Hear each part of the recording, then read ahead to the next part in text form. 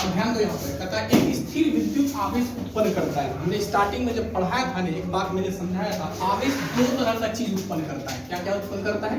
आवेश मैंने बताया था, स्थिर आवेश दो तरह का चीज उत्पन्न करता है, एक विद्युत क्षेत्र और चुंबकीय क्षेत्र। जरा ऑप्शन में हमको ये बात बताओ, केवल चुंबकीय क्षेत्र होगा कि केवल विद्युतीय क्षेत्र होगा कि चुंबकीय एवं विद्युतीय क्षेत्र दोनों होगा? ना तो चुंबकीय क्षेत्र और ना ही विद्युतीय क्षेत्र। चुंबकीय एवं विद्युतीय मतलब ऑप्शन कौन सा होने वाला है? एकदम करेक्टली कॉन्सेप्ट क्लियर है? ये बात क्लियर पढ़ा था, एकदम स्पष्ट पढ़ा था कि आवेश दो तरह का चीज उत्पन्न होता है करता है, चुंबकीय क्षेत्र और विद्युतीय क्षेत्र। ये पढ़ा था, यानी कि क्वेश्चन को मैंने कंप्लीटली समझ लिया कि चुंबकीय क्षेत्र और विद्युतीय क्षेत्र होता है। अब नेक्स्ट क्वेश्चन पे आते हैं। ठीक है, कहता है एक बिंदु आवेश Q से R दूरी पर विद्युत क्षेत्र की तीव्रता का परिमाण होता है। ध्यान से देखिएगा, 1/4 पाई एप्सिलॉन नॉट किसका वैल्यू होता है? K का वैल्यू होता है। किसका वैल्यू होता है? K का। 1/4 पाई एप्सिलॉन नॉट होता है। Q/R 1/4 pi epsilon not Q/R square, 1/4 pi epsilon not QR square और 1/4 पाई epsilon not Q square R। हम तो एक बात पढ़े थे यहाँ पर, विद्युत क्षेत्र की तीव्रता चाहे वो प्लस के लिए हो या माइनस के लिए हो, हमने एक ही बात पढ़ा था, KQ बटे क्या पढ़े थे? तो यहाँ पर आवेश कौन सा इस्तेमाल किया गया? कैपिटल Q इस्तेमाल किया गया। कौन सा इस्तेमाल किया गया? Capital Q। तो हम ऑप्शन बताओ, ये लगाएं, ये लगाएं, ये लगाएं, ये लगाएं, B लगाना पड़ेगा क्योंकि ये ऑप्शन इसमें आता है। K के स्थान पे यदि हम 1/4 पाई एप्सिलॉन नॉट रखेंगे तो वैल्यू 100% हो जाएगा 1/4 पाई एप्सिलॉन नॉट Q/R। जिस आवेश का हम इस्तेमाल कैपिटल इस्तेमाल करेंगे, छोटी इस्तेमाल कर रहे हैं तो छोटी इस्तेमाल करेंगे। समझ रहे हैं? तो डिपेंड करता है कि हम आवेश छोटा इस्तेमाल कर रहे हैं, बड़ा इस्तेमाल, इससे अंतर नहीं पड़ता है उतना। तो ध्यान रखना है कि बड़ा है छोटा है। समझ गया ऑब्जेक्टिव क्वेश्चन? कोई डाउट नहीं है इसमें? तो हम ऑप्शन कौन सा लगा दें? बी लगा देते हैं। ठीक है ना? देखो क्वेश्चन को याद नहीं करना है, ऑब्जेक्टिव क्वेश्चन याद करना ही नहीं है, हमको केवल समझना है।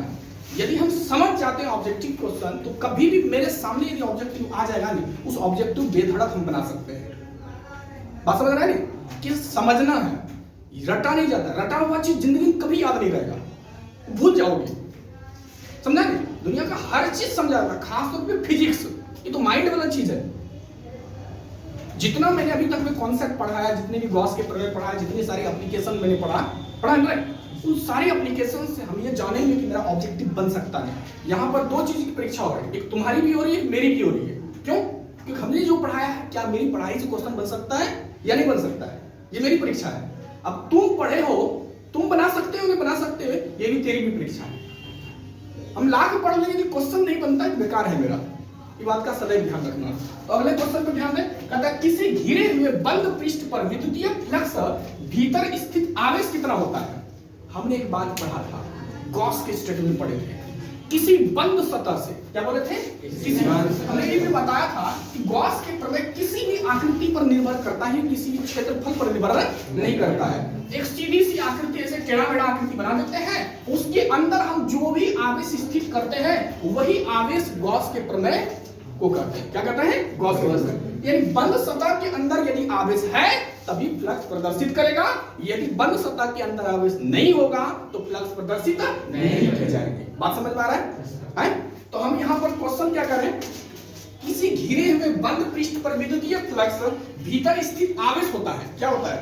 1/एप्सिलॉन नॉट गुना कि एप्सिलॉन नॉट गुना 4 पाई एप्सिलॉन नॉट गुना और 1/4 पाई एप्सिलॉन नॉट गुना। हम स्टेटमेंट बोल रहे हैं, किसी बंद सतह से गुजरने वाला संपूर्ण फ्लक्स, उससे परिबद्ध कुल आवेश का 1/एप्सिलॉन नॉट गुना होता है।